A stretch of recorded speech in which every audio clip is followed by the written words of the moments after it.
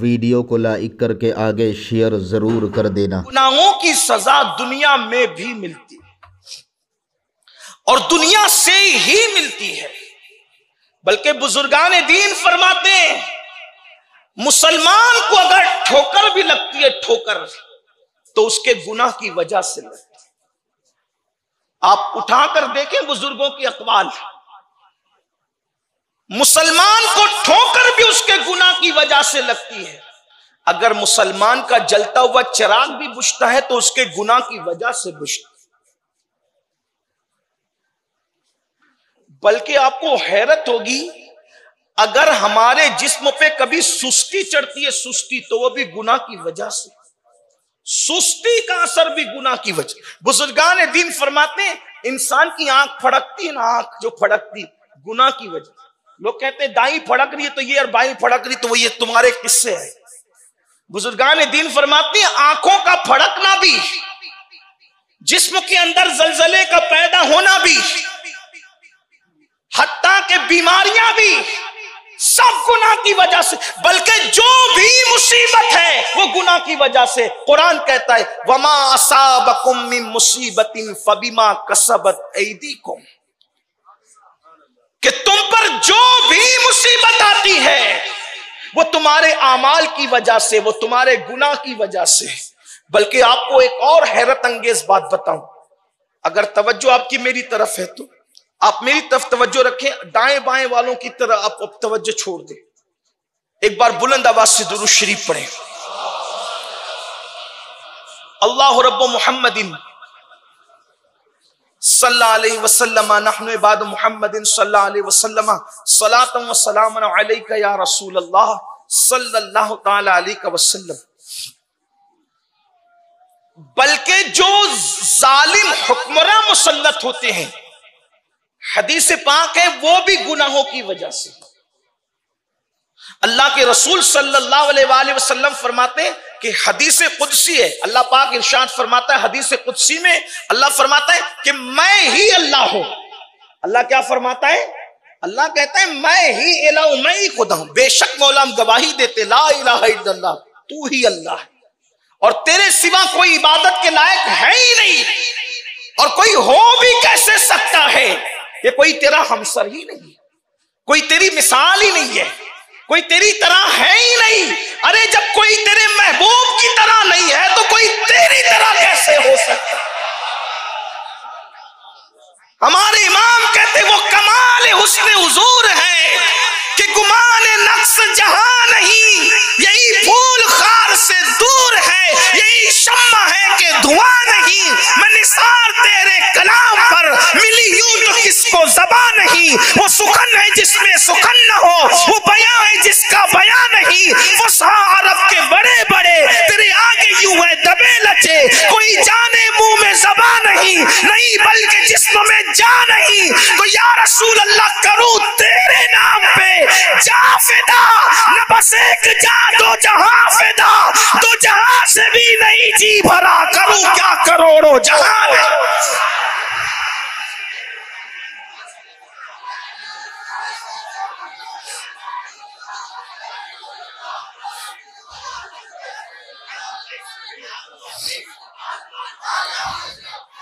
یا اللہ جس کو تو نے اپنی قدرت کا شاہکار بنا کے پیدا فرمایا، جب اس جیسا کوئی نہیں ہو سکتا، جس کو تو نے بنایا ہے، جب بننے والے کی طرح کوئی نہیں ہو سکتا تو بنانے والے کی طرح کوئی کیسے ہو سکتا؟ هو اللہ احد اللہ الصمد لم یلد ولم یولد ولم یکن لہ کفوا احد۔ اس کی شان ہی بے مثال ہے۔ تو اللہ فرماتا ہے کہ میں ہی اللہ ہوں، اور اللہ فرماتا ہے جب تم میری فرما برداری کرتے ہو تو میں تم سے پیار کرتا ہوں، فرما برداری کرتے ہو تو تم سے پیار کرتا ہوں، تم سے محبت کرتا ہوں، تمہیں عزت دیتا ہوں، تمہیں وقار دیتا ہوں، اور جب تم میری نافرمانی کرتے ہو تو پھر میں تمہیں دشمن بنا لیتا ہوں۔ کس کی دشمنی؟ اللہ فرما رہا ہے، حدیث قدسی ہے، اللہ فرما رہا ہے جب تم میری نافرمانی کرتے ہو تو میں تمہیں دشمن بنا لیتا ہوں۔ دشمن بنانے کی وجہ نافرمانی۔ اپنے آپ میں ڈوب کے سوچو، ہم ایک دن میں اللہ کی فرما برداری کتنی کرتے اور نافرمانی کتنی کرتے۔ بلکہ دوسری حدیث میں، اس حدیث میں دوسری حدیث میں، وہ بھی حدیث قدسی ہے، اللہ فرماتا ہے جو تنہائی میں گناہ کرتا ہے گویا وہ مجھے جنگ کا چیلنج کرتا ہے۔ تھوڑا اس پہ بھی غور کرنا، تنہائی میں گناہ کرنے والا گویا اللہ کو جنگ کا چیلنج کرتا ہے۔ میرے بھائی ذرا سوچ تو صحیح، محلے کے گنڈوں سے نپٹنے کی اوقات نہیں ہے، محلے کے کارپوریٹر سے منہ چلانے کی حیثیت نہیں ہے، اور جنگ کا چیلنج کس کو کر رہا ہے؟ کس کو؟ اس قادر و قیوم کو جو اپنی شان یوں بیان کرتا ہے، ان بطش ربک لشدید، تیرے رب کی پکڑ بڑی سخت ہے۔ اگر وہ فرعون کی پکڑ کر لے، دولت پہ گھمنڈ کر کے اکیلے میں گناہ کرنے والوں، جوانی پہ ناز کر کے تنہائیوں میں گناہ کرنے والوں، حسن و جمال پر اکڑ اکڑ کر اترا کر خدا کو بھول کر گناہ کرنے والوں، تنہائیوں میں گناہ کر کے خدا کو جنگ کا چیلنج کرنے والوں، میرے اللہ کی شان تو دیکھو۔ اللہ اکبر۔ میں یہ نہیں کہہ رہا ہوں معاذ اللہ کہ کوئی جان بوجھ کر خدا کو جنگ کا چیلنج کرتا ہے، واللہ کوئی کلمہ پڑھنے والا سوچ بھی نہیں سکتا یار ہم ولیوں سے نہیں لڑتے تو ہم لوگ اللہ سے جنگ کا چیلنج اللہ کو کیسے کر سکتے ہیں؟ لیکن حدیث تو ہے نا، اللہ کے رسول فرما رہے ہیں، حدیث قدسی ہے، حدیث پاک کا مفہوم ہے کہ جو تنہائی میں گناہ کرتا ہے گویا وہ اللہ کو جنگ کا چیلنج کرتا ہے۔ اللہ اکبر، اللہ اکبر۔ اللہ اس کے ساتھ اعلان جنگ فرما رہا ہے، اللہ اس کے ساتھ اعلان جنگ کر رہا ہے۔ کس کے ساتھ؟ جو اکیلے میں تنہائی میں گناہ کرتا ہو۔ مجھے بتاؤ اللہ کی پکڑ کیا ہے؟ اگر وہ فرعون جیسے کی پکڑ کر لے، اتنا بڑا بادشاہ کہلانے والا فرعون، جب میرا اللہ اس کی پکڑ کرتا ہے، آج صدیاں بیت گئی ہے فرعون کو، آج تک اس کو قبر نصیب نہیں ہوئی، بغیر قبر کے پڑا ہوا ہے، آج تک اللہ اکبر اس کو قبر نصیب نہیں ہے، بغیر قبر کے پڑا ہوا ہے، اور فرعون کی لاش ہمیں پکار پکار کر دعوت عبرت دے رہی ہے۔ جب کوئی اللہ کے غضب کو چیلنج کرتا ہے تو خدا اس کو عبرت بنا دیتا ہے۔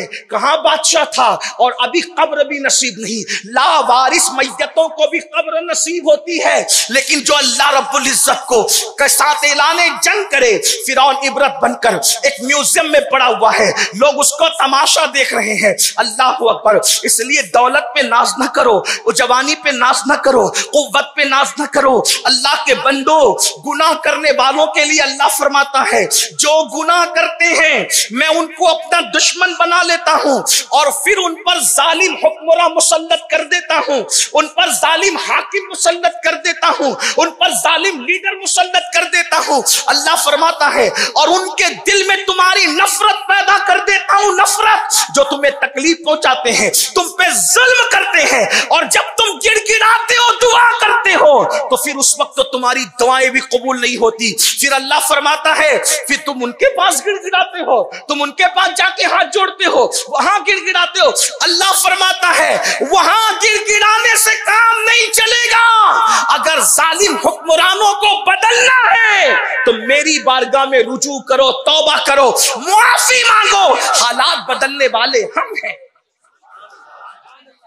بیماریاں گناہوں کی وجہ سے، ذلت گناہوں کی وجہ سے، ظالم حکمراں گناہوں کی وجہ سے، اور الزواجر میں ابن حجر ایک حدیث نقل کرتے ہیں، اس کو بھی سن لیں۔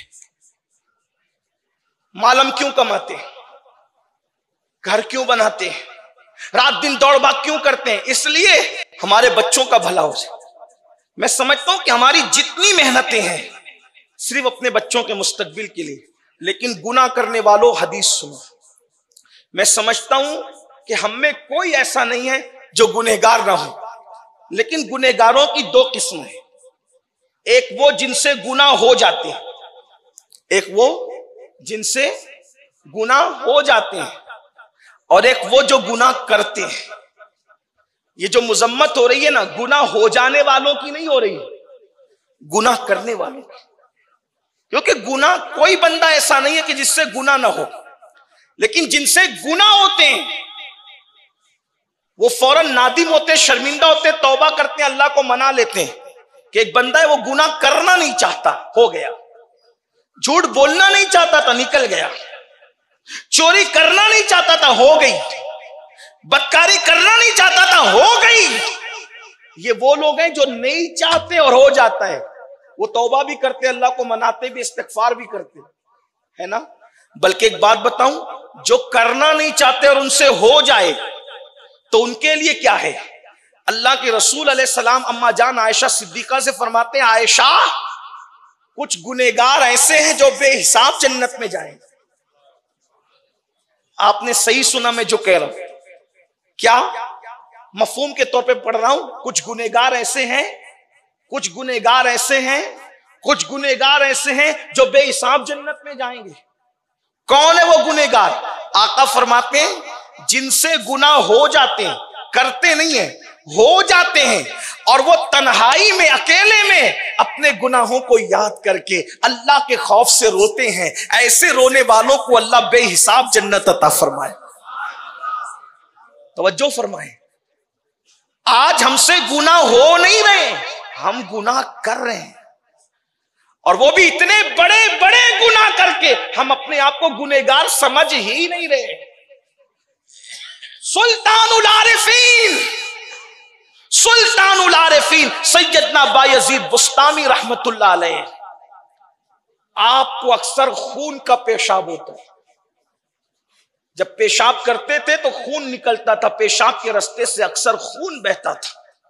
جب مریدوں کو اس کی اطلاع ہوئی کہ مرشد کے پیشاب میں خون نکلتا ہے، کون؟ بایزید، سلطان العارفین بایزید بسطامی، جن کے بارے میں سید الطائفہ طاؤس العلماء سیدنا جنید بغدادی رضی اللہ تعالیٰ نے ارشاد فرماتے ہیں کہ بایزید بسطامی کا مقام ولیوں کی کائنات میں ایسا ہی ہے جیسے فرشتوں میں اللہ نے جبریل کو مقام عطا کیا ہے، بایزید کو اللہ نے ولیوں میں مقام عطا کیا. سرکار غوث اعظم سے پہلے آپ پیدا ہوئے. یہ بایزید بسطامی، سیدنا بایزید بسطامی رضی اللہ تبارک و تعالیٰ. کون بایزید؟ ارشاد فرماتے ہیں کہ اللہ نے جن کو مقام حضوری نصیب فرمایا. ایک ہوتا ہے حاضری کا مقام اور ایک ہوتا ہے حضوری کا مقام. حاضری اور حضوری میں فرق یہ ہے کہ حاضری والے آتے جاتے رہتے ہیں اور حضوری والے ہمیشہ یار کے جلووں میں گم رہتے ہیں. یہ مقام تھا بایزید بسطامی. تو سلطان العارفین بایزید بسطامی کو خون کا پیشاب ہوتا تھا اکثر.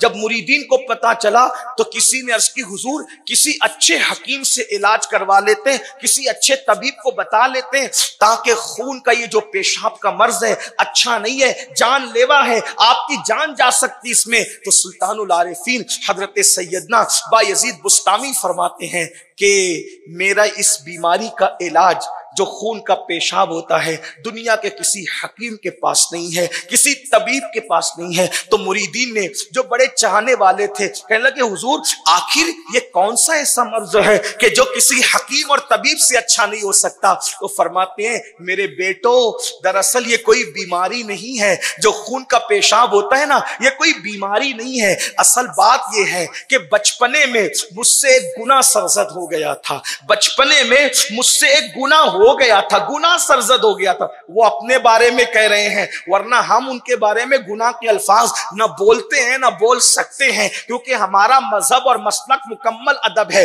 اپنے بارے میں عاجزی کرتے ہوئے انسان جو کہہ لے ہم تھوڑی کہیں گے بڑے سے بڑا مرشد کہے میں گنہگار ہوں، ہم تھوڑی کہیں گے بڑے سے بڑا عالم کہے کہ میں جاہل ہوں، ہم تھوڑی کہیں گے بڑے سے بڑا اعلیٰ کہے میں ادنا ہوں، ہم تھوڑی کہیں گے. اللہ اکبر. لیکن سلطان العارفین بایزید بسطامی سے جب کہا گیا آخر یہ جو خون کا پیشاب ہوتا ہے اور آپ کہتے ہیں کہ کسی حکیم اور طبیب کے پاس اس کا علاج نہیں ہے، مرشد وجہ کیا ہے، آخر یہ کون سی بیماری ہے؟ تو بایزید بسطامی فرماتے میرے بیٹو، میرے روحانی بیٹو، دراصل بات یہ ہے کہ بچپنے میں مجھ سے گناہ سرزد ہو گیا تھا. اب جب مجھے یاد آتا ہے کہ قیامت میں اللہ جب میرے اعمال کے بارے میں مجھ سے پوچھے گا اور میرے گناہ کے بارے میں مجھ پوچھے گا تو میں اللہ کو جواب کیا دوں گا؟ خدا کی بارگاہ میں کھڑے ہونے کے تصور سے جب مجھے وہ وقت یاد آتا ہے، جب مجھے وہ ویڈیو اگر اچھا لگا ہو تو لائک کر کے آگے شیئر ضرور کر دینا۔ اللہ رب العزت اس کا صلہ، اس کا ثواب آپ کو ضرور عطا فرمائے گا، اور اپنے دوستوں سے اس چینل کو ضرور سبسکرائب کرائیے گا تاکہ وہ لوگ بھی جو ہے دینی معلومات حاصل کر سکیں۔ اللہ حافظ۔ السلام علیکم ورحمۃ اللہ تعالی وبرکاتہ۔